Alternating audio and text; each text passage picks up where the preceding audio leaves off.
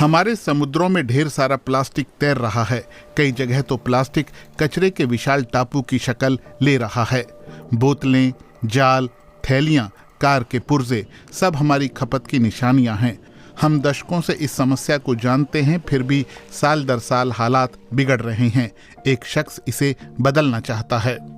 मेरा नाम Boyan slot है। मैं द ओशन क्लीनअप का संस्थापक हूँ। हमारा मिशन दुनिया के समुद्रों से प्लास्टिक हटाना है। जब उन्हें ये आइडिया आया तब वो 16 साल के थे। ग्रीस में छुट्टियों के दौरान डाइविंग करते हुए उन्हें मछलियों से ज्यादा कचरा नजर आया। कईयों के लिए ये उदासी का पल था, लेकिन बोयान स्लाट के लिए मिशन की शुरुआत बन गया।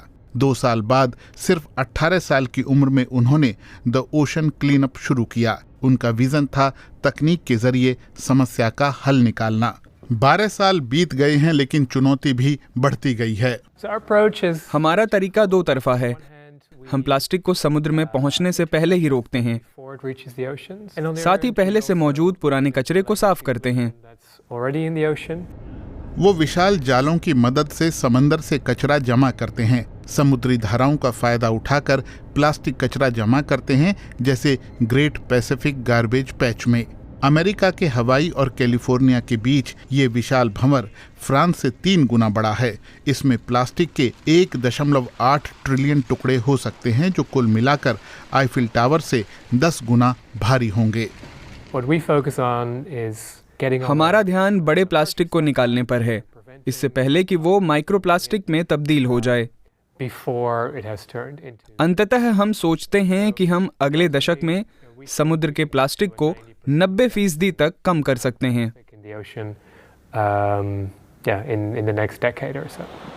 लेकिन स्लाट सिर्फ समुद्री प्लास्टिक ही साफ नहीं करना चाहते।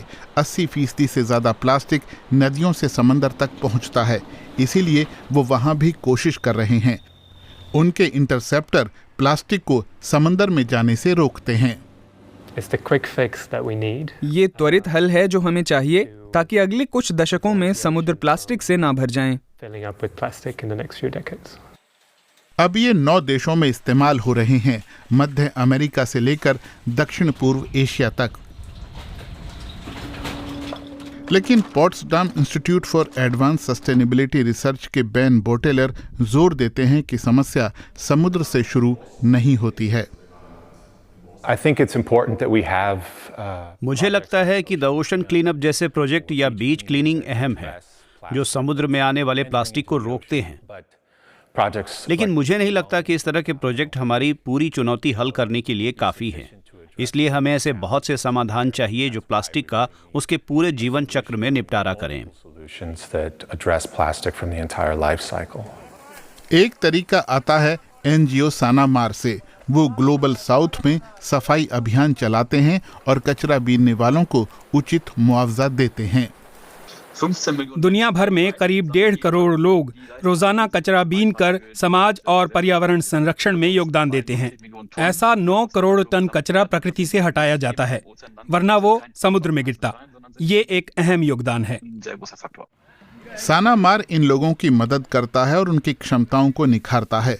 लुकास श्मिट्स मानते हैं कि संगठित क्षेत्र को शामिल कर प्लास्टिक संकट का हल निकाला जा सकता है। दुनिया में रिसाइकल किया 59% माल इसी क्षेत्र से अर्थव्यवस्था में लौटता है। इन लोगों को समाधान का हिस्सा कैसे बनाएं और सिस्टम में कैसे शामिल करें?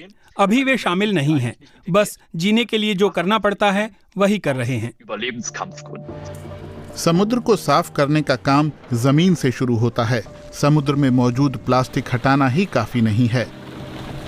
बेन बोटेलर की नजर में हल सिर्फ समग्र प्रयास में है। आखिरकार हमें प्लास्टिक समस्या को हर तरफ से हल करने वाले कई समाधान चाहिए।